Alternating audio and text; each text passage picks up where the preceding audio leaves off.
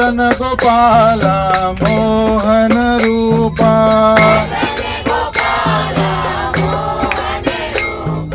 मोहन रूपा नंद कुमारा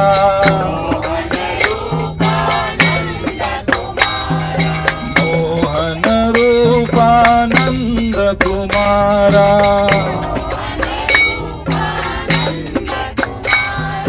जय जय देव हरि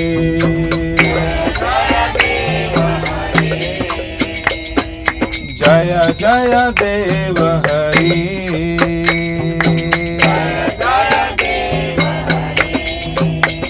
गोविंद हरि गोपाल हरि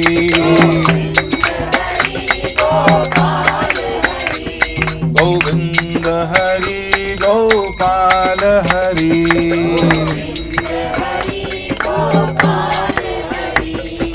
जय सचिनंदन गौर हरि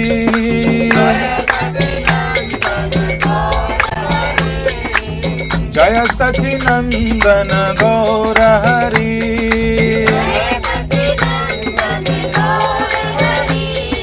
जय जय देव हरि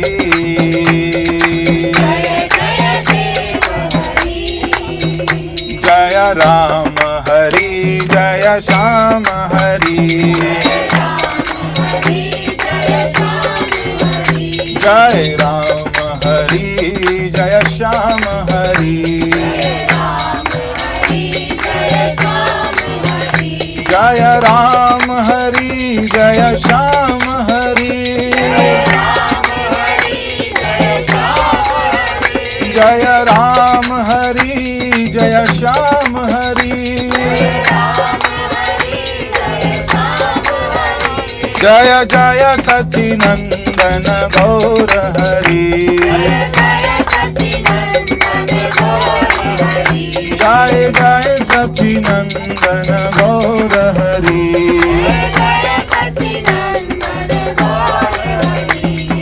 जय जय देव हरि जय जय जय देव हरि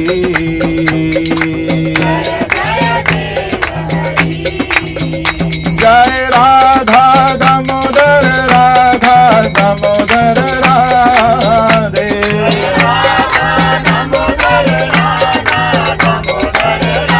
जय कृष्ण बलराम कृष्ण बलराम कृष्ण बलराम जय वृंदावन धाम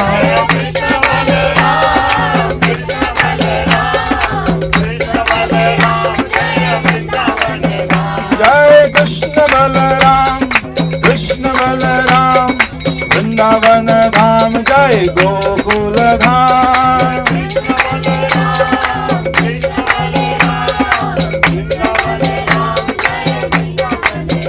जय जगन्नाथ जय बलदेवा सुभद्रा जय सुदर्शना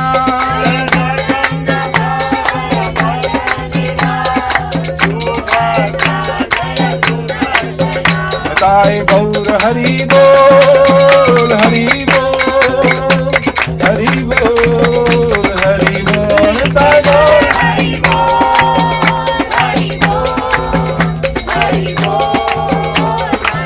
जय जय प्रभुपाद प्रभुपाद प्रभुपाद प्रभुपाद जय जय प्रभुपाद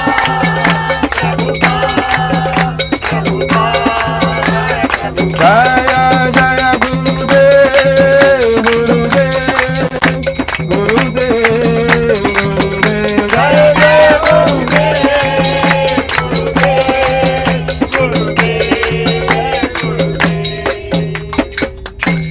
श्री जगन्नाथपुरी धाम की जय जगत गुरु श्रील प्रभुपाद की गौर प्रेमानंदे हरि हरि ओम नमो भगवते वासुदेवाय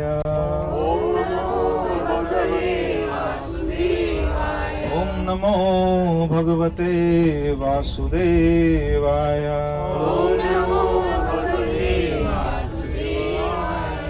नमो भगवते वासुदेवाय। नारायणं नमस्कृत्यं नरं चैव नरोत्तमं देवीं सरस्वतीं व्यासं ततो जयमुदीरये। नष्टप्रायेषु भद्रेषु नित्यं भागवत सेवया भगवतेरुत्तमश्लोके भक्तिर्भवति नैष्ठिकी। ॐ अज्ञानतिमिरान्धस्य ज्ञानाञ्जनशलाकया चक्षुरुन्मीलितं येन तस्मै श्रीगुरुवे नमः। श्रीचैतन्यमनोभीष्टं स्थापितं येन भूतले स्वयं रूपः कदा मह्यं ददाति स्वपदान्तिकम्। नमो विष्णुपादाय कृष्णपृष्ठाय भूतले श्रीमते भक्तिवेदान्त स्वामिनिति नामिने।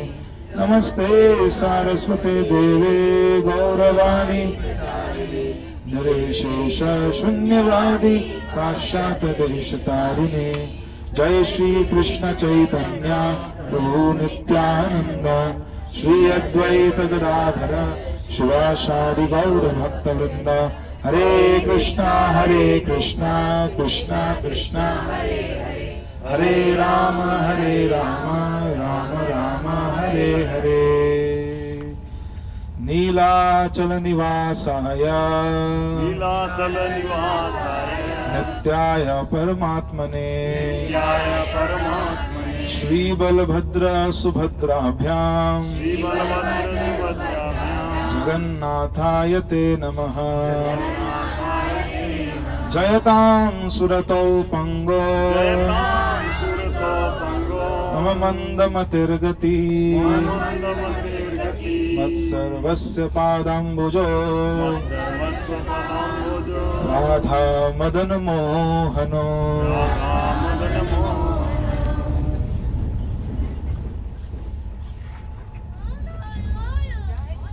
हरे कृष्णा।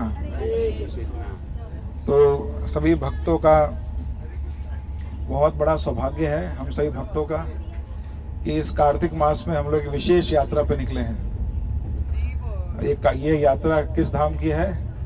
श्री जगन्नाथपुरी धाम की। आइए, मैं कुछ एक पुस्तक पढ़ रहा था जगन्नाथपुरी धाम के ऊपर। मुझे लगा कि धाम में जाके धाम की महिमा पढ़ने में शायद और कृपा मिलेगी, तो इसलिए इस पुस्तक को लाया हूँ पढ़ने के लिए। तो इसमें मैंने पढ़ा, तो इसमें लिखा हुआ है कि वैसे तो इतने सारे भगवान के धाम हैं इस धराधाम पर। भगवान बार बार यहाँ आते हैं, कहाँ आएंगे, प्रकट कहाँ होंगे? जहाँ उनका घर होगा वहाँ प्रकट होंगे। तो भगवान ने इस धराधाम पे अपने बहुत सारे धाम निर्माण किए हुए हैं। जब भगवान आते हैं तो वहाँ प्रकट होते हैं। पर इसमें लिखा है, शास्त्रों में लिखा है कि एक धाम के बारे में, अगर किसी धाम के बारे में सबसे ज़्यादा महिमा किसी शास्त्रों में वर्णन की गई है तो किस धाम के बारे में है? जगन्नाथपुरी धाम की। तो इस कार्तिक मास में हम सभी लोग उस धाम में जा रहे हैं जिसकी महिमा कई शास्त्रों ने गाई है। और सबसे ज्यादा जिस धाम के बारे में शास्त्रों में लिखा गया है वो धाम, ये औदार्य धाम जगन्नाथपुरी जो धाम है, विप्रलंब धाम, इसके बारे में वर्णन किया गया है। तो मैंने कुछ बिंदु उसमें देखे, तो उस पर मैं चर्चा करूंगा, मैं पढ़ के सुनाऊंगा आपको। तो जैसे भगवान के सबसे प्रिय स्थलों में से एक ही स्थल है जगन्नाथपुरी, जहां हम लोग जा रहे हैं अभी। और इसको इतना सुंदर बनाया गया है धाम को। जैसे कोई व्यक्ति अपनी प्रॉपर्टी खरीदना चाहता है, कोई अमीर व्यक्ति, तो वो कहाँ खरीदना चाहता है? हमारे भक्त तो मंदिर के अगल बगल खरीदना चाहते हैं, वही सबसे बड़ा है। पर अगर कोई अमीर आदमी खरीदना चाहता है तो कहाँ खरीदेगा वो? कोई समुद्र हो, पर्वत के ऊपर समुद्र दिख रहा हो, ऐसे कोई ऐसे सी फेसिंग वगैरह जो होते हैं, तो ये अमीर लोग जानते होंगे आप लोग, है ना। कहाँ लोग खरीदते हैं हमको तो पता नहीं। हमारे लिए तो एक ही स्थान है, डॉर्मेट्री। ब्रह्मचारियों का वही स्थान है। तो खैर, तो वो जो स्थान है अलग अलग लोग खोजते हैं, उसमें से जो सबसे बेहतरीन स्थान है उस लोकेशन पर भगवान ने अपने लिए एक धाम चुना है। तो शास्त्रों में इसका वर्णन है कैसे नीलाचल नाम के पर्वत के ऊपर भगवान ने अपना सुंदर महल बनाया है। और किसको फेस करता है वो? समुद्र, महादधि को फेस करता हुआ, समुद्र को फेस करता हुआ। और सेवा भी कैसी होती है? राजाओं के समान भगवान की सेवा होती है। हजारों हजारों सेवक दिन भर लगे रहते हैं एक व्यक्ति की सेवा में। कोई इस ब्रह्मांड में कोई ऐसा व्यक्ति नहीं है जिस एक व्यक्ति की व्यक्तिगत सेवा में इतने मनुष्य लगे हों। इस पूरी पृथ्वी पर कोई एक भी व्यक्ति ऐसा नहीं है। आप बोलेंगे नहीं, नरेंद्र मोदी इत्यादि इत्यादि 200 300 400 मैक्सिमम हाई अलर्ट पे जब होगा सिक्योरिटी तब। पर एक जगन्नाथ जी है जिनकी सेवा में, पर्सनल सेवा में रजिस्टर्ड कम से कम 5000 से ज्यादा सेवक एक साथ सेवाएं करते हैं। 5000 से ज्यादा सेवक तो डेली सेवाएं करते हैं। ये जगन्नाथ जी का राज्य है। और आप जाएंगे तो आपको अनुभव हो जाएगा वो राज्य किसका है? जगन्नाथ जी का है। वहाँ किसी और का बस नहीं चलता। आप वहाँ अगर परिक्रमा लगाएं मंदिर की तो आपको जगन्नाथ जी अपने ऐश्वर्य का सबूत दे देंगे। काफी सारे देवताओं को बांध करके रखा हुआ है जेल के अंदर, आप पीछे घूमेंगे तो, और कुछ को तो उल्टा ही टांगा हुआ है। खासकर वो एकादशी देवी को उल्टा टांगा हुआ है। आप लोग जाके देखिएगा वहां पर, ये सब कुछ दृश्य कथाएं होंगी वहां पर। तो जगन्नाथ जी अपना, और वहां पर एक जो आज कथा सुना रहे थे, साक्षी गोपाल की कथा। साक्षी गोपाल को राजा प्रसन्न होकर के महल में ले आए थे, और जगन्नाथ जी को जब पकवान लगता था तो रास्ते में वो भी खा लेते थे साक्षी गोपाल। जगन्नाथ जी को पसंद नहीं आया, उन्होंने बोला साक्षी गोपाल को बाहर निकालो, कि मेरा भोग खा जाता है। भोग में कॉम्प्रोमाइज नहीं। यस, जगन्नाथ जी भोग में कोई क्योंकि 4 धाम बताए गए हमारे, ये तो पता होगा ना आपको 4 धाम कौन कौन से हैं? कौन कौन 4 धाम है? पहला बद्रीनाथ, सतयुग का धाम, तपस्या का धाम। हजारों हजारों साल लोग तपस्याएं करते हैं वहां पर। उसके अधिष्ठाता देव नर नारायण ऋषि, बद्री का आश्रम। तो वहां बताते हैं कि वहां भगवान स्नान करते हैं। वहां स्नान की महिमा है ना? कितना कठिन है वहां स्नान करना। अगर कहीं स्नान करना मुश्किल है तो कौन सा स्थान है? बद्रीनाथ। और वहीं पर क्या महिमा है? स्नान की महिमा है।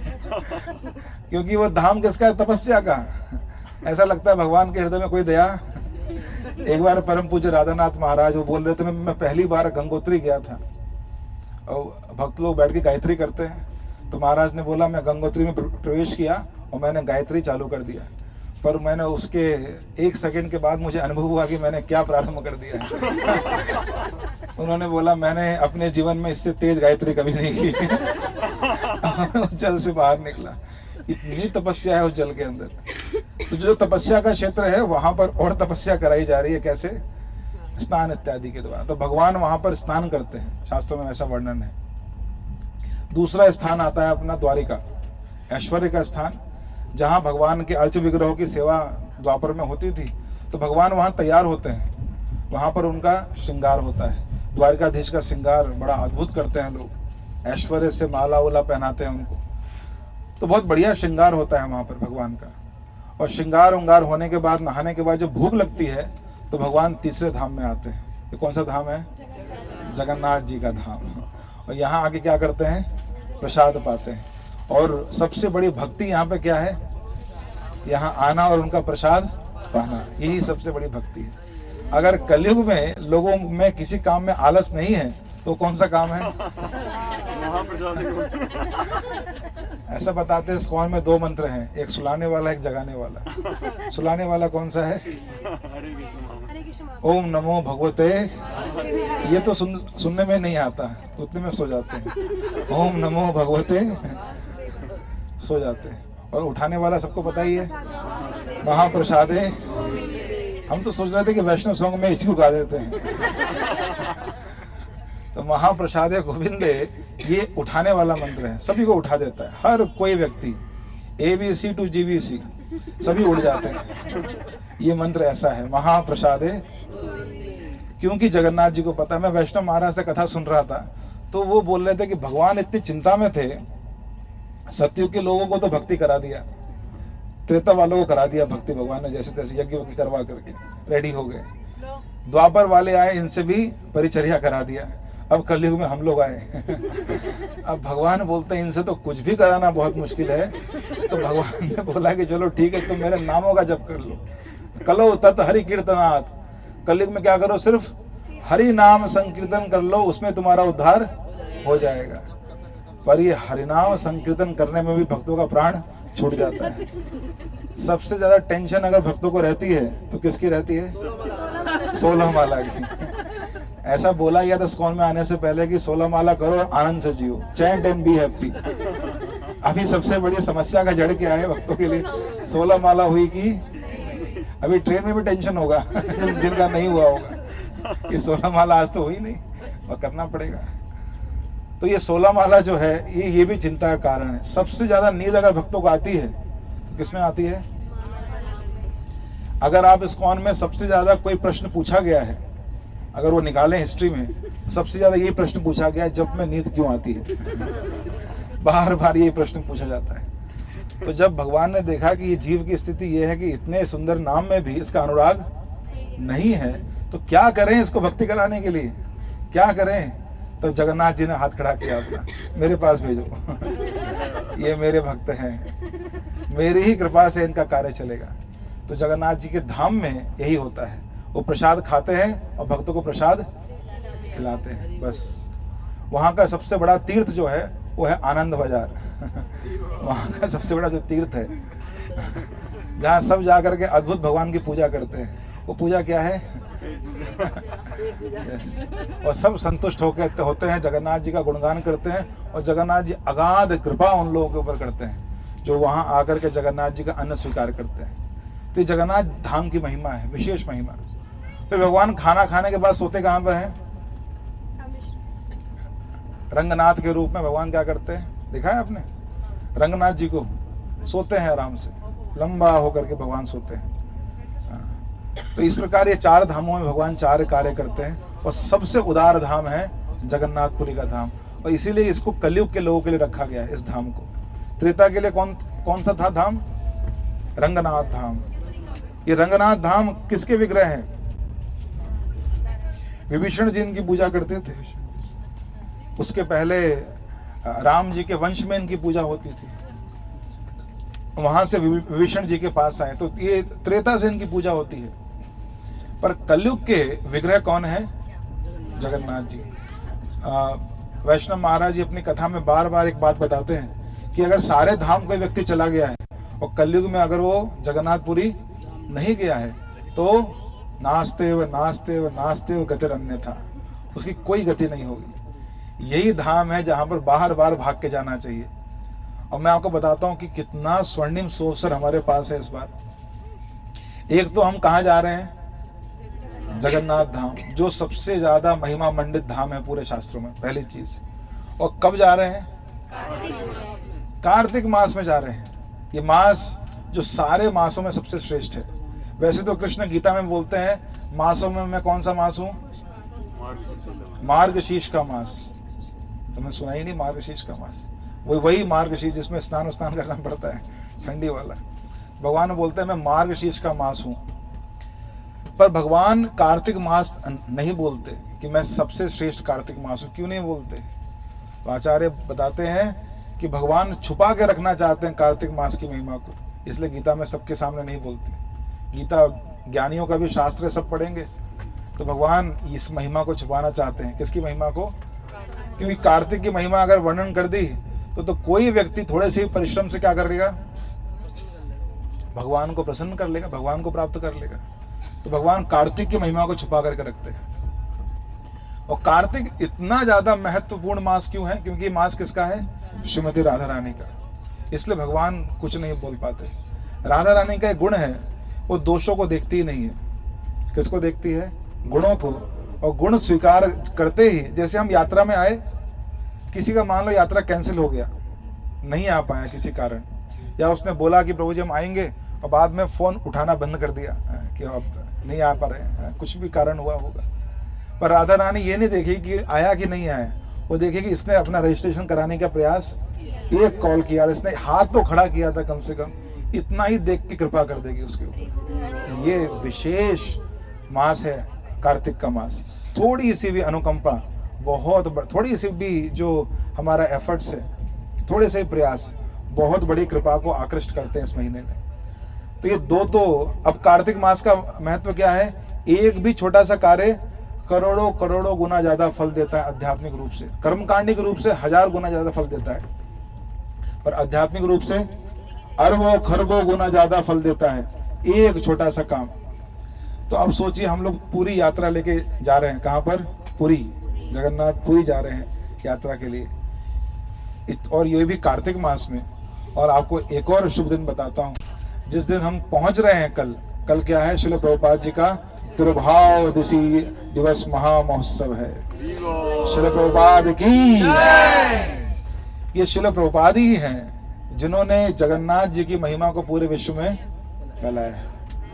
वरना प्रभुपाद जी एकदम गुस्से में बोले कि ये जो है पंडानाथ नहीं है, ये पुरी के नाथ नहीं है, ये कौन है, जगन्नाथ है, पूरे जगत तेरा नाथ, पूरे जगत के नाथ हैं। और मैं इस बात को स्थापित करूंगा कि ये पूरे जगत के नाथ हैं। इस्कॉन में जो पहले विग्रह बने थे वो किनके विग्रह बने थे, जगन्नाथ जी के विग्रह। और श्रील प्रभुपाद जब बचपन में थे तो हमेशा वो जब कलकत्ता में रहते थे, एक धाम में जाने की बार बार इच्छा करते थे। कौन सा धाम था, जगन्नाथपुरी धाम। बार बार सोचते थे कि जाके पूछते थे टिकट कितने का है जगन्नाथपुरी का, छोटे बच्चे थे पर वो पूछते थे जगन्नाथपुरी का टिकट कितने का है, टिकट कितने का, कब मैं जाऊंगा जगन्नाथ, कब मैं जाऊंगा, ऐसा उत्सुकता उनके मन में था। तो बहुत सोचते थे जगन्नाथ जी के बारे में, जाने के बारे में। और वैष्णव महाराज अपनी कथा में बता रहे थे कि श्रील प्रभुपाद जी का जो प्रचार का मिशन शुरू हुआ, जो वास्तविकता में उनको सफलता मिली, एक मास बड़े स्केल पर उनको पहचाना गया। वो कब पहचाना गया प्रभुपाद जी को, पूरे विश्व के पटल पर, जब उन्होंने पहली बार जगन्नाथ जी की रथ यात्रा निकाली। तो जगन्नाथ जी की कृपा से ही ये पूरे इस्कॉन का आंदोलन चल रहा है।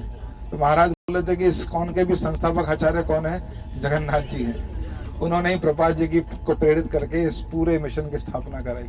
और आज जगन्नाथ जी का रथ हर जगह घूम रहा है, पूरे विश्व में जगह जगह घूमता है। अभी एक ह्यूस्टन इस नाम का स्थान है अमेरिका में, वहां पर रथ यात्रा हो रही है। तो जगन्नाथपुरी का मैनेजमेंट गुस्से में है कि आप हमारे दिनों के अतिरिक्त रथ यात्रा क्यों निकाल रहे हैं। तो इसलिए भक्तों को थोड़ा सावधान रहने के लिए बोला गया है कि कोई पंडे उंडे के सामने बहुत ज्यादा उत्साह से कीर्तन मत कर दीजिएगा, वरना वो तैयार बैठे हुए हैं। अभी नोटिस आया है ऊपर अथॉरिटीज से इस्कॉन में कि वहाँ बहुत ज्यादा उत्साह से या कोई उत्पाद मत कीजिएगा, वरना वो लोग इस फिराक में है कि कुछ गलती करें और हम इनको क्या करें, वो ह्यूस्टन की रथ यात्रा का प्रसाद यहीं बांट दें। तो रथ यात्रा वहाँ हो, प्रसाद आपको नहीं मिलना चाहिए, आप ध्यान रखिए, ह्यूस्टन वालों के लिए ही है। तो हम तो भारत में तो इसी पे मनाते हैं, पर विदेश में तो वो लोग अपना अलग अलग समय, किसी के यहाँ बर्फ पड़ता है, क्या पड़ता है। तो ये जगन्नाथपुरी धाम का विशेष महत्व है। तो कल वो दिन है जब श्रील प्रभुपाद जी धराधाम से कहाँ गए थे, वैकुंठ की ओर गमन किए थे, कार्तिक मास में वृंदावन क्षेत्र में, और भगवान राधा श्याम सुंदर कृष्ण बलराम को स्मृति करते हुए वैकुंठ गए थे। एक बहुत इंटरेस्टिंग घटना है जगन्नाथ जी को लेकर के। इस्कॉन में जगन्नाथ जी कैसे आए, कितने लोगों ने सुना है कि जगन्नाथ कैसे आए इस्कॉन? एक मालती माता जी थी, है ना, तो वो एक स्टोर में गए थे और कुछ गुड्डे गुड्डी वहां रखे हुए थे, तो उनको पसंद आए, तो एक गुड्डे वहां से लेकर के आ गए। और उसमें लिखा था इंडियन स्टोर था, तो अमेरिका में इंडियन स्टोर, तो वहाँ कुछ गुड्डे गुड़िया रखे थे, तो लेकर के आ गए। और लेकर के आए और वहां जाकर के प्रभुपाद जी को दिखाया, प्रभुपाद आज मैं इंडियन स्टोर पे गई थी, एक अच्छा एंटिक पीस है, एक ऐसा मतलब एक छोटा सा गुड्डा है, ये मैं आपको दिखाती हूँ, ये मैं लेकर के आई। प्रभुपाद जी के सामने, जैसे ही प्रभुपाद जी के सामने रखा, प्रभुपाद अपनी सीट से उठे जोर से और सीधे साष्टांग प्रणाम किया। वो भी डर गई, ये कौन है जो मैं लेकर के आई हूँ, मैं तो जेब में पर्स में डाल के लाई हूँ इसको, ये कौन है। तो श्रील प्रभुपाद उठे, बोले जिनको तुम गुड्डा गुड़िया बोल रही हो, एंटिक पीस बोल रही हो, ये जगत के स्वामी जगन्नाथ हैं। तो क्या वहां पर 2 और थे क्या? बोले हाँ 2 और थे। तो तुम कैसे लाई इसको? श्रील प्रभुपाद मैं तो पैसे थे नहीं, चोरी करके ले आए। तो इस बार जाओ उन दोनों को खरीद करके लाना, चोरी मत करना, सस्ता सम्मान उनको लेकर के आओ, स्टेट पूरा करो इनका। तो गई, फिर उन दोनों को भी लेकर के आई और श्रील प्रभुपाद तीनों को प्रणाम किए और बोले अब तो मेरा बस नहीं चलता, अब तो जगन्नाथ जी स्वतः ही प्रकट हुए हैं। अगर ये स्वतः प्रकट हुए मतलब ये चाहते हैं कि मैं क्या करूं, जगन्नाथ जी का विग्रह बने, पूजा हो और जगन्नाथ जी की रथ यात्रा निकले। ये खुद स्टोर से बाहर आए हैं, मतलब इनको बाहर घूमने की इच्छा, और तब ये विचार से श्रील प्रभुपाद जी ने रथ यात्रा शुरू की। और आज आप हम सब जो जुड़े हुए हैं, ये उसी इस्कॉन का कमाल है, जो जगन्नाथ जी की प्रेरणा से स्वतः निकला। तो उस जगन्नाथ जी के धाम में उनके सबसे प्रिय सेवक, जिन्होंने उनका नाम सार्थक किया, श्रील प्रभुपाद लिखते थे अपने गीत में, जब अमेरिका पहुंच रहे थे वो, तो क्या लिखते हैं गीत में, भक्ति नाही वेद नाही नामे खूब डारो, भक्ति वेदांत नामा एवे सार्थक करो। प्रभुपाद बोलते हैं भगवान ना तो मेरे में भक्ति है और ना मुझे वेदों का ज्ञान है, और मेरा नाम क्या रखा है आपने, भगवान आपने मेरा नाम रख दिया भक्ति वेदांत, अब इस नाम को आप सार्थक करो। तो भगवान ने उनके नाम को सार्थक किया, प्रभुपाद जी ने भगवान के नाम को सार्थक किया। भगवान का नाम क्या है, जगन्नाथ। इन जगन्नाथ को पूरे विश्व में लेके चले गए। आज नॉर्थ पोल साउथ पोल कहीं भी आप जाइए और कोई मिले ना मिले कोई विग्रह, जगन्नाथ जी जरूर मिलेंगे। रशिया में सबसे ज्यादा घरों में यही विद्यमान है, कौन, जगन्नाथ बोलते, क्योंकि इनकी सेवा बहुत इजी है, खिलाओ और खाओ ये सेवा है, ये तो कोई भी कर सकता है। आप भक्तों से पूछिए कौन से विग्रह घर पर लाना चाहते हैं, वो तो जगन्नाथ। सबसे सरल सेवा, खाओ और खिलाओ ये सेवा है। तो ये पूरी धाम का विशेष महात्मा है। और इसमें लिखा गया है कि 7 पुरियों में से एक विशेष पुरी है जगन्नाथपुरी, कलयुग के लिए सबसे विशेष है। फिर भगवान जगन्नाथ जी का जो स्वरूप है, इसके बारे में वर्णन किया गया। इस स्वरूप सबसे आकृष्ट करने वाला है। इवन अगर आप एक बच्चे से पूछेंगे कि बच्चे को सामने कई सारे विग्रह रख दीजिए और उसको बोलिए कौन सा विग्रह आपको सबसे ज्यादा आकर्षक लग रहा है, तो क्या बोलेगा, जगन्नाथ जी दिखते ही ऐसे हैं, अजीब ऐसे अलग दिखते हैं, इस सबको आकृष्ट कर लेते हैं। उनका रूप स्वरूप ऐसा है। इनको रस का अवतार कहा गया है। जगन्नाथ रस का आस्वादन करने के लिए आते हैं। जगन्नाथ अष्टकम में एक लाइन आती है ना, रसा आनंदी राधा सरस वपुर आलिंगन सुखो। तो रस का आस्वादन कर, चलिए मैं आपको बताता हूं कैसे रस का आस्वादन करने के लिए आते हैं। यहाँ लाइट ऑन कर सकते हैं क्या,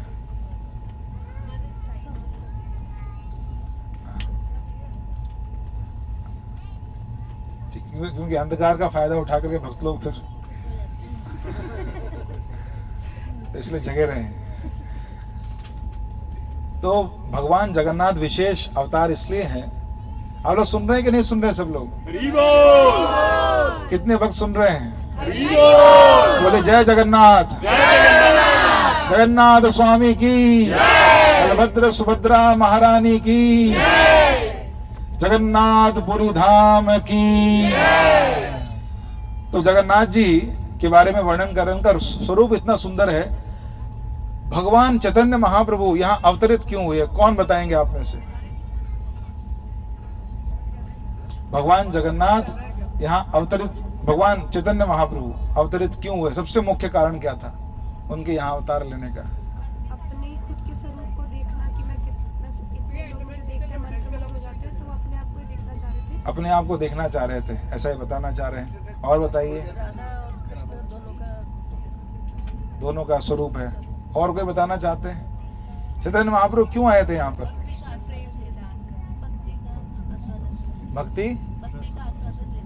भक्ति का आस्वादन, भक्ति रस का आस्वादन लेने के लिए। क्योंकि भगवान बोलते थे कि भगवान कई बार देखते थे भक्तों को, तो भगवान तो खड़े रहते हैं, राधा मदन मोहन जी हमारे मंदिर में खड़े रहते हैं और भक्त लोग उस साइड डांस करते हैं, हरि बोल हरि बोल। भगवान बोलते हैं इसको कितना आनंद मिल रहा है मेरा दर्शन करके, मैं खड़ा ही रहता हूँ और ये उछल उछल के नाचता रहता है। ऐसा क्या आनंद भक्तों को मिलता है, जरा मैं पता लगाऊं।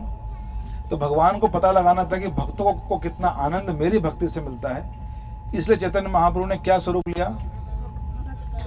भक्त का स्वरूप लिया। और कौन सा भक्त का? सबसे बड़े भक्त, क्योंकि सबसे बड़े भक्त को ज्यादा आनंद आता है। जो हम लोग जो भक्ति करते हैं, हमारा आनंद तो अलग अलग जगह पर है, प्रसाद वरसाद इन सब चीजों में है, पर जितने भक्ति में उन्नति होते हैं, असली भक्ति के रस में उनका आस्वादन बढ़ता है। हम सुबह सुबह गाते हैं ना, श्री राधिका माधव योरपारा माधुर्य लीला गुण रूप नाम नाम प्रतिक्षणास्वादन लोलुपस्य वंदे गुरु श्री। तो वो हमारे गुरु हैं जो प्रतिक्षण इन चीजों का आनंद लेना चाहते हैं। क्वालिफिकेशन है गुरु का। जो आध्यात्मिक गुरु है वो प्रतिक्षण भगवान के गुण रूप नाम लीला इसमें आनंद उनको आता है। और हमारा क्या होता है, नाम ही काफी है। तो नाम गुण रूप लीला उसमें हमारा क्या हालत होता है हमको पता है। तो इसलिए जिनको इसमें आनंद आता है, तो इसलिए चैतन्य महाप्रभु ने किनका रूप धारण किया, राधा रानी का रूप धारण किया, जिससे वो सर्वश्रेष्ठ आनंद प्रदान कर सके। तो अब ये राधा रानी के रूप में जो चैतन्य महाप्रभु आए, कृष्ण आए, अब ये सन्यास लेने के बाद कहीं भी जा सकते थे। सन्यास लिया इन्होंने आनंद आस्वादन करने के लिए। सन्यास के बाद कहीं भी जाते, लोग बोलते वृंदावन क्यों नहीं गए। इस बार भी लोग हमको बोले प्रभु जी कार्तिक में वृंदावन क्यों नहीं गए। हमने बोला महाप्रभु पुरी गए तो इसलिए हम भी पुरी जा रहे हैं। तो सबसे ज्यादा आस्वादन महाप्रभु को पता था कहां पर है, जगन्नाथपुरी में। जगन्नाथ भगवान रस के प्रदाता है। जो जगन्नाथ है ना, भक्तों के लिए रस के प्रदाता और रस का आस्वादन करते हैं सबसे ज्यादा। इसीलिए जब राधा रानी उनके सामने आती थी चैतन्य महाप्रभु के रूप में, जगन्नाथ सबसे ज्यादा प्रफुल्लित होते थे। तो यही जगन्नाथ जी रस के आस्वादन के लिए हैं, रस का आस्वादन करते हैं और रस वितरित करते हैं सभी भक्तों के अंदर। तो ये रस का धाम जगन्नाथपुरी धाम है। सभी भक्तों को आकर्षित करने वाला स्वरूप है जगन्नाथ जी का। आंखें बड़ी बड़ी है, इसलिए इनके कई सारे नाम हैं। अच्छा, एक सुंदर कथा और भी है इसके अंदर जो मुझे बड़ा इंटरेस्टिंग लगा। इसमें इस उड़ीसा प्रांत को हम लोग संस्कृत में क्या बोलते हैं, उत्कल प्रदेश। नाम सुना है आप लोगों ने। अगर आप भागवतम पढ़ेंगे 4th कैंटो, तो उसमें ध्रुव महाराज के पुत्र का नाम आता है उत्कल।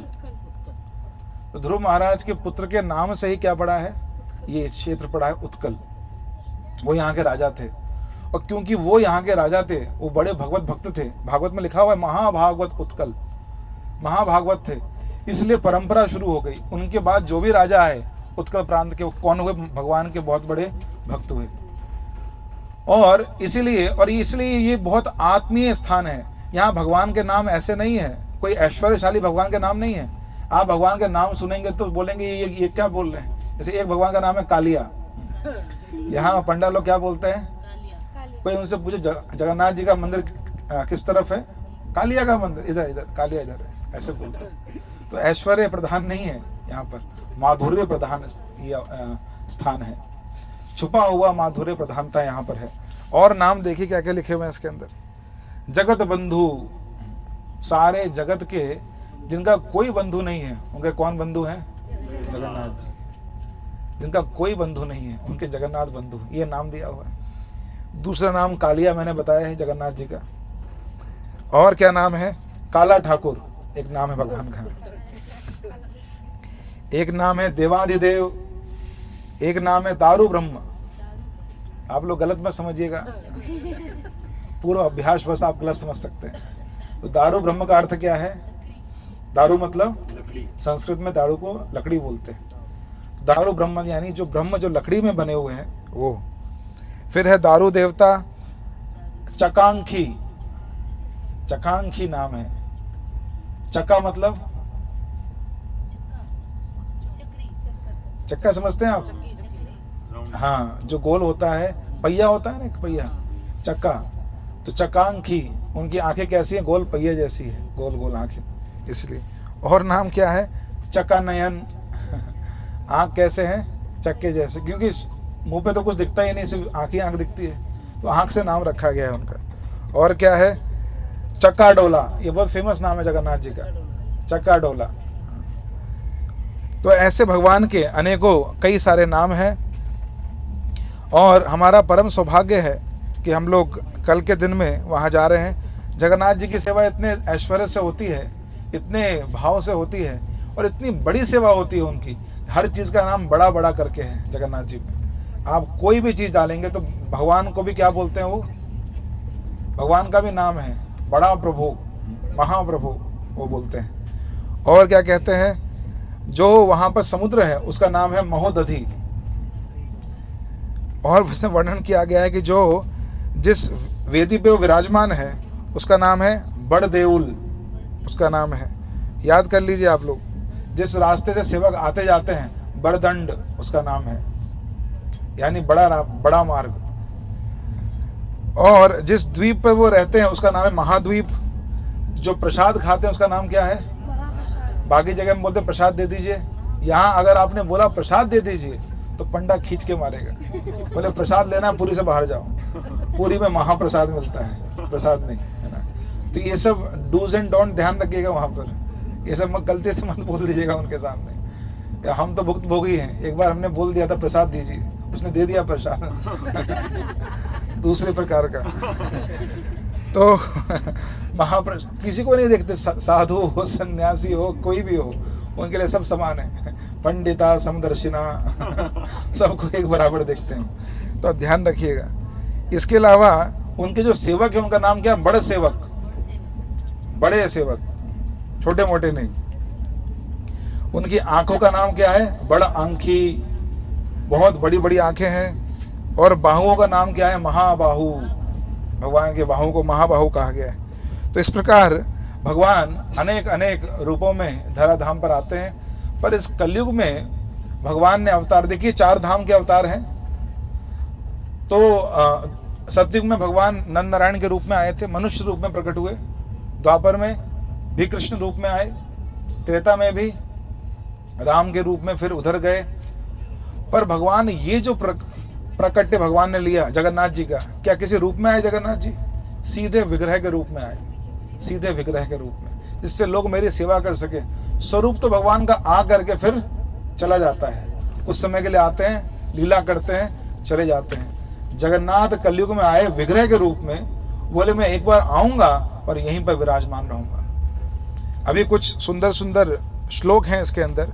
एक श्लोक इतना सुंदर है, ये बोलता है, प्रतिमा तत्र ताम दृष्ट्वा स्वयं देवेन निर्मिताम। आप लोग पढ़ेंगे पीछे, पढ़ेंगे आप लोग पीछे, वरना सो जाएंगे आप लोग।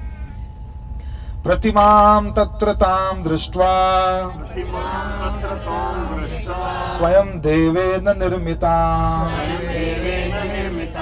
अन्यासेन वे यान्ति भवनं में ततो नरः। बहुत ध्यान से सुनिएगा मैं जो बोलने वाला हूँ, जो मैं बोलने वाला हूँ सुन करके आप गदगद हो जाएंगे, आनंद में हो जाएंगे, और आनंद में हरि हरि ध्वनि उच्चारण करेंगे सभी लोग। क्या लिखा हुआ है देखिए, लक्ष्मी देवी से भगवान नारायण कहते हैं, और किसी से तो झूठ उठ बोल सकते थे, अपनी पत्नी से तो नहीं बोलेंगे। तो लक्ष्मी देवी से भगवान नारायण कह रहे हैं, उस विशाल धाम पुरुषोत्तम क्षेत्र में स्वयं मेरे द्वारा निर्मित विग्रह है। ये विग्रह स्वयं किसने बनाया है, भगवान ने बनाया है। मैंने खुद ने इस विग्रह को तैयार किया है अपने हाथों से। उस विग्रह को प्रतिमाम तत्र ताम दृष्ट्वा स्वयं देवेन निर्मिता, स्वयं मैंने बनाया है इस विग्रह को।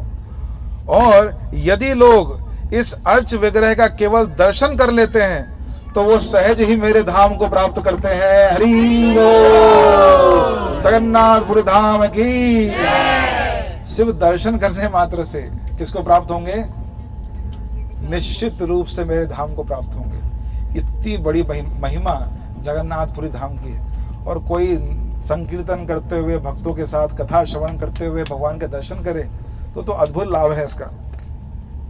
आगे और इसमें वर्णन किया गया है जगन्नाथ जी के बारे में। तो जगन्नाथ जी इसीलिए किस रूप में आते हैं, मनुष्य के रूप में नहीं आते, और किस रूप में आते हैं, विग्रह के रूप में, जिससे लंबे समय तक लोग आए, दर्शन करें और मुक्त हो जाएं। कृष्ण के दर्शन कितने समय तक लोगों ने किए, 125 वर्षों तक, 128 वर्षों तक, 125 वर्षों तक कृष्ण रहे, दर्शन किए, फिर कृष्ण चले गए।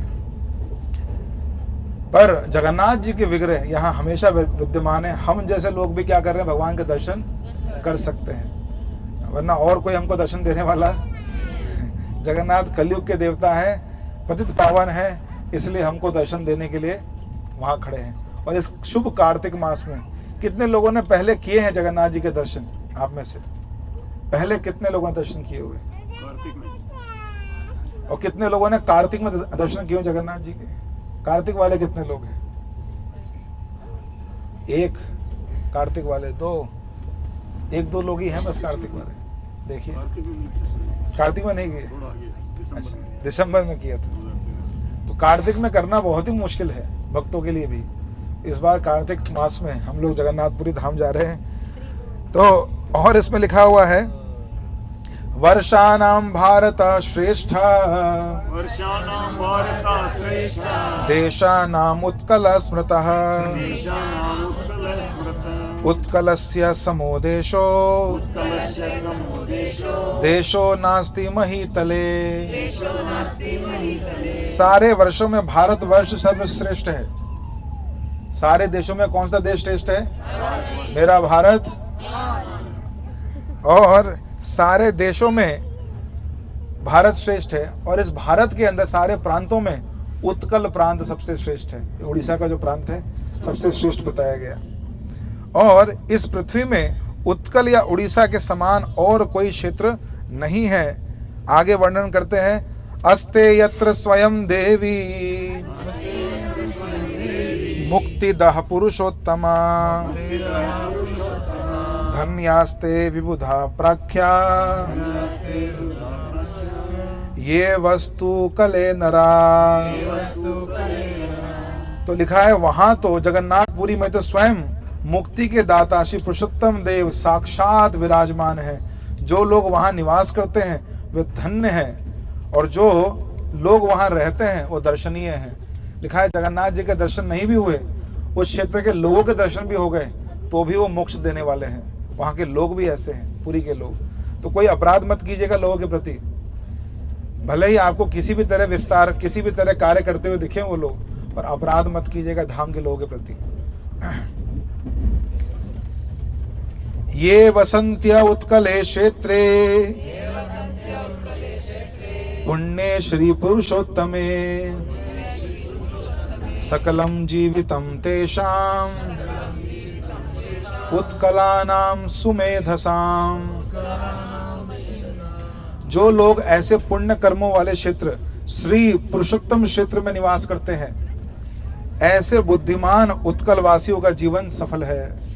तो जो यहाँ निवास करते हैं वो बहुत बुद्धिमान लोग हैं। अब ये बहुत सुंदर श्लोक है, किलास्ते भारत वर्ष। थोड़ा उत्साह से पढ़िए आप लोग। जगन्नाथपुरी धाम जा रहे हैं तो उत्साह होना चाहिए ना। इसके बारे में इतना जान भी रहे हैं तो उत्साह होना चाहिए। किलास्ते भारत वर्ष, उत्कल पावनम मह, चतुर्भुज जना सर्वे, दृश्यन्ते तत्र वासिनः। भारतवर्ष में उत्कल परम पवित्र स्थान है और यहाँ के निवासी चतुर्भुज रूप में सर्वत्र दृश्यमान है। यानी जो यहाँ रहने वाले लोग हैं वो कौन है? चतुर्भुजी भगवान विष्णु के पार्षद हैं। उनके प्रति उनकी दो ही भुजाएं आपको दिखेंगी, दो नहीं दिखेंगी। पर अपराध मत कीजिएगा किसी के प्रति भी। अपराध, कोई पंडा, कोई व्यवहार कुछ हो जाए, डिस्कनेक्ट हुआ है, डिस्चार्ज हुआ है,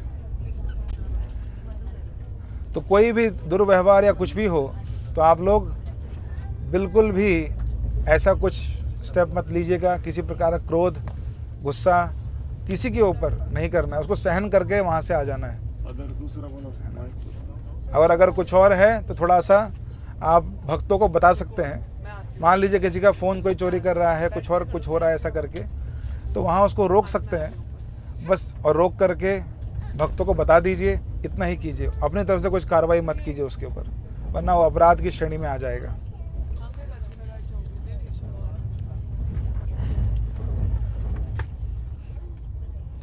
हरे कृष्णा कृष्णा कृष्णा हरे हरे, हरे राम राम राम हरे हरे। जो लोग पुण्यवान हैं उन तक आवाज पहुंच जाएगी, और जिनका पुण्य क्षीण हो चुका है अब क्षमा कीजिएगा। कितने लोगों तक आवाज आ रही है? हरे कृष्ण हरे कृष्ण जय जगन्नाथ। हरे कृष्ण हरे कृष्ण। एरियल खोलो उसका पूरा, उसका सेल करके देखिए। हाँ, सेल हो सकता है। हरे कृष्ण हरे कृष्ण हरे कृष्ण कृष्ण कृष्ण हरे हरे हरे राम राम। दो से जल्दी से।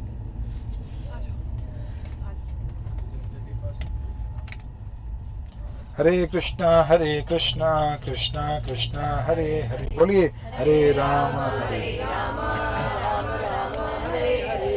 कृष्णा कृष्णा कृष्णा हरे हरे हरे राम राम राम हरे हरे। हरे कृष्णा कृष्णा कृष्णा हरे हरे हरे राम राम हरे हरे। हरे कृष्णा कृष्णा हरे हरे हरे राम राम हरे हरे। एरियल खोल दो एरियल। तो देखिए, आप लोगों ने भगवान का नाम जप किया, आप सबके पुण्य बढ़ गए, आवाज आप लोगों तक पहुंच रही है। जय जगन्नाथ।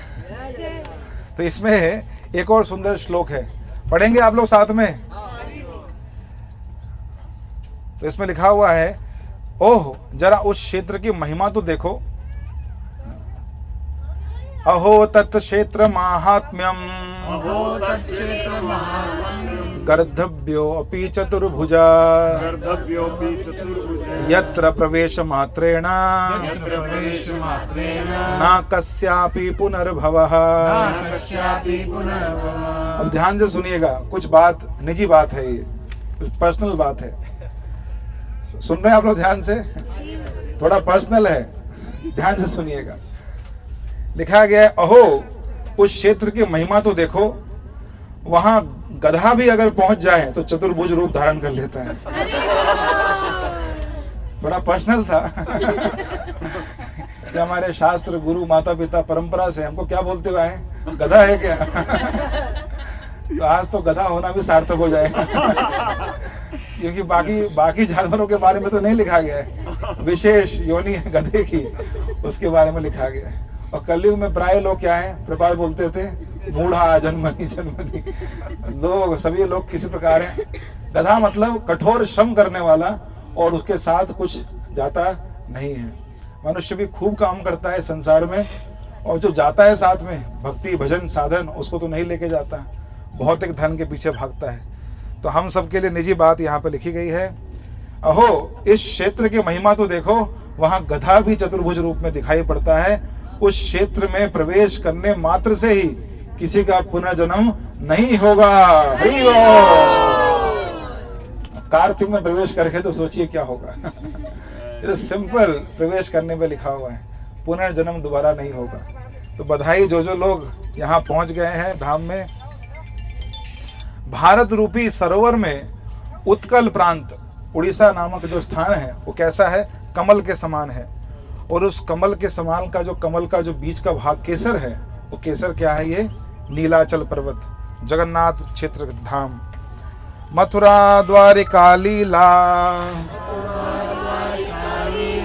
या करोति च गोकुले नीलाचल स्थिति कृष्णा ता एव चरति प्रभु। भगवान कृष्ण ने जो लीला गोलोक, मथुरा, द्वारिका या समस्त लीलाएं की हैं, वे सारी लीलाएं भगवान एक साथ कहाँ करते हैं, नीलाचल क्षेत्र में करते हैं। जो कहाँ किया है, वैकुंठ में, गोलोक में, वृंदावन में, मथुरा में, द्वारिका में। मतलब ये धाम क्या है, 5 in 1, पांचों धामों का मिश्रण। जो लीलाएं वहां हुई हैं, वो सब यहाँ जगन्नाथपुरी में होती रहती हैं। तो ये वो धाम है, जगन्नाथपुरी धाम, जहाँ हम लोग आए हैं। इसकी महिमा तो अनंत है, क्योंकि लिखा गया है, सबसे ज्यादा इसी धाम के बारे में लिखा गया है। एक आखिरी बात बता करके इसको विराम देंगे। लिखा हुआ है कि यस, भगवान जगन्नाथ बोलते हैं श्लोक, खुद जगन्नाथ वाच, जगन्नाथ के मुख से ये श्लोक निकला है। पढ़ेंगे ना आप लोग साथ में? उत्साह के साथ बोलिए, फिर पढ़ेंगे कि नहीं पढ़ेंगे आप लोग? हरि बोल बोलिए। सत्यम सत्यम पुनः सत्यम, सत्यम सत्यम पुनः सत्यम, एतद् ब्रवीमि ते,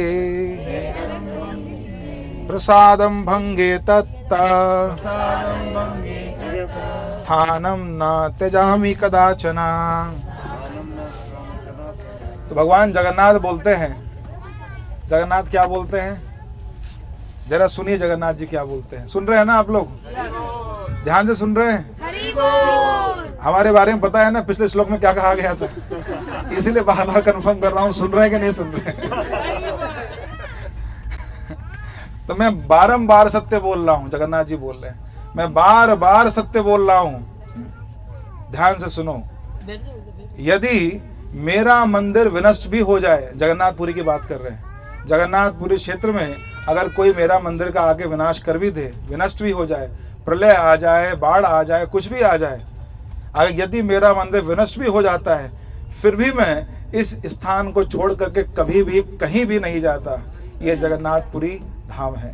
प्रलय के समय भी भगवान बोलते हैं मैं कभी नहीं जाता इस स्थान को छोड़ करके। इतना तो कन्विक्शन के साथ भगवान ने वृंदावन में भी नहीं कहा था। वो बोलते पादम एकम न गच्छति, एक कदम बाहर नहीं निकालता। यहाँ बोलते बार बार सुनो, बार बार सुनो, अगर मंदिर विध्वंस हो भी जाए, वृंदावन के ठाकुर जी तो भाग के जयपुर में आ गए, आए कि नहीं आए?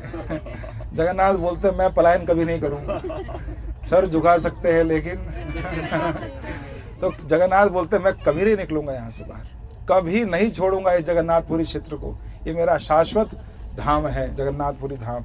ये ऐसा शास्त्रों में कई सारे वर्णन है। अब प्रभु जी हमारे मध्य आगे हैं, श्रीमान शांत सिंह प्रभु जी की जय, जगन्नाथपुरी धाम की। तो आगे कथा प्रभु जी के श्रीमुख से होगी। हरे कृष्णा कृष्णा कृष्णा हरे हरे, हरे राम राम राम हरे हरे। जगन्नाथ बलदेव सुभद्रा महारानी की कंटिन्यू करो।